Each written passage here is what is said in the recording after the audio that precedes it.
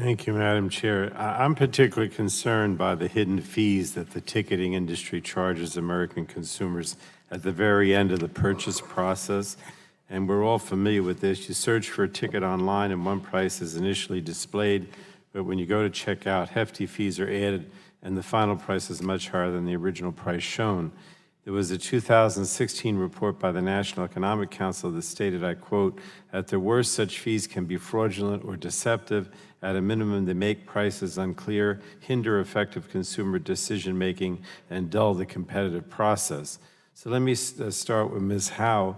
In your written testimony, you stated, and I quote, "Consumers should be able to see the total cost of their tickets, including all fees, at the beginning of the purchase process, not only at the end." So let me ask you, Ms. Howe, how would providing the total ticket price at the beginning of the purchase process, as opposed to the end, benefit consumers? Thank you for your question, Chairman Pallone.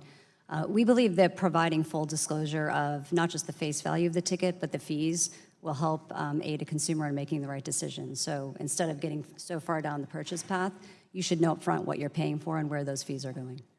And how would, you further stated that requiring all live event ticketing marketplaces to move to all-in pricing would, and I quote, "prevent price manipulation, provide transparency, and protect consumers."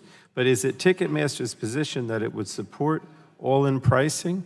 Absolutely. We support it, but we believe it needs to be mandated and that all marketplaces need to comply.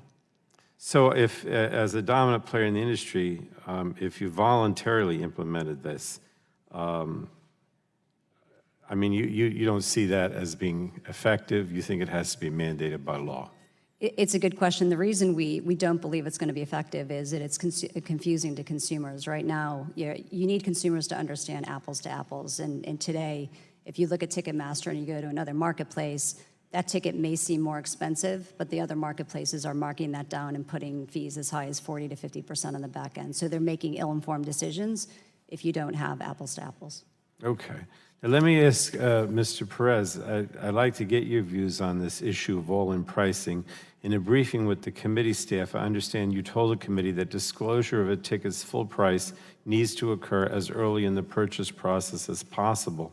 So why is it important to provide the full ticket price to consumers up front, and would you support a bill to mandate it? Thank you for the question, Chairman Pallone. Because of the customer confusion between the primary and the resale market, they are price shopping for the same ticket inventory across multiple websites. And it's our belief that with legislation that requires all of us to show the fees all in up front, then people will be able to make informed decisions on the value and the cost of the ticket that they're purchasing. Okay.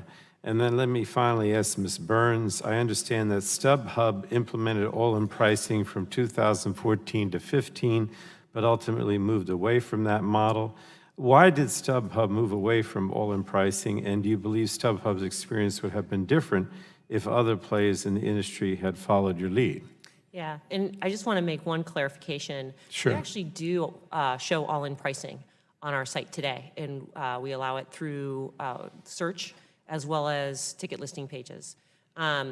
Consumers have an optional view to search based on all-in pricing, so we leave it to the consumer, which we think is the right thing to do. But to answer your question, the reason why we moved away from it is because it was confusing for consumers when we were offering all-in pricing and other ticketers were not, because consumers just didn't understand that they were viewing prices that were inclusive of fees.